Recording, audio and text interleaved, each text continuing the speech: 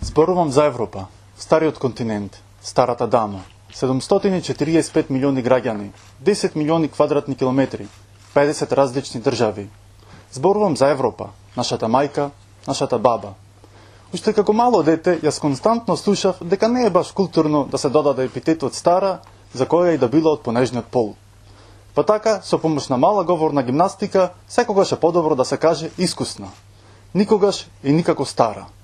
И навистина е тоа така, а и плюс тоа, таа е навистина многу искусна. Антика, среден век феудализам, ренесанса, барок, романтизам, класицизам, револуции, империализам, монархија, теократија, капитализам, фашизам, комунизам, демократија, капитализам е само почетната реченица од богатата биографија на нашата плодна дама. Тоа е само 2-минутниот трейлер од 2-часовниот филм. Европа е можеби вториот најмал континент во светот после Австралија, но јас би аргументирал таа е првиот во светска важност. Континент актер со водечка улога за правилните и вистинските вредности на светскиот театар. Вредности како слобода, еднаквост и владење на правото.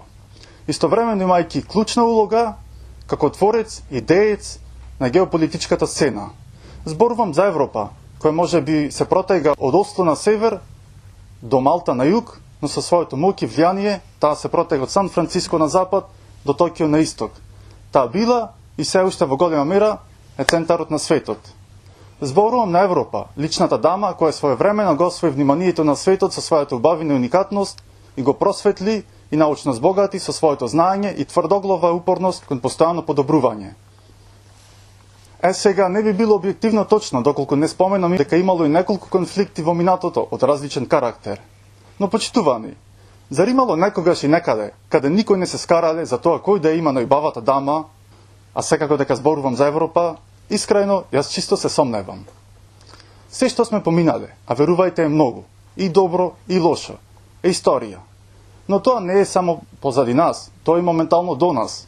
Поради некои постапки од минатото, ние сега живееме во сегашноста, а пак нашите дела денес ќе дефинираат и нината утре. Има една позната македонска поговорка која мене лично многу ми се допаѓа, а гласи: како ќе си постелиш, така ќе си легниш. Па така ние сега да бидеме паметни и да се потрудиме да ги поставиме правилните постапки, за да си легнеме со убав сон, мисла и визија, а утре да станеме со цврст, сигурен и праведен чекор кон успешна иднина, кон сплотено, заедничко, срекно и функционално семејство на сите држави чеда на нашата стара, тоест искусна мајка Европа. Благодарам.